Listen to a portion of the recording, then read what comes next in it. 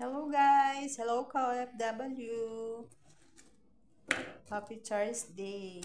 Magluluto tayo ng pangat na isda na tuyo. Walang sabaw. Ayan guys, ako lang naman ang kakain. Magpapangat tayo ng sapsap. Hindi ko yan sasabawan.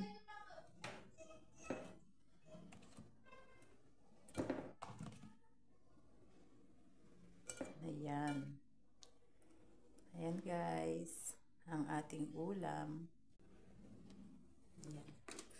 Magpapangat tayo guys.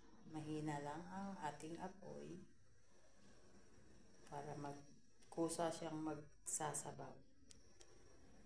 Ayan, may kamatis, sibuyas, at sili.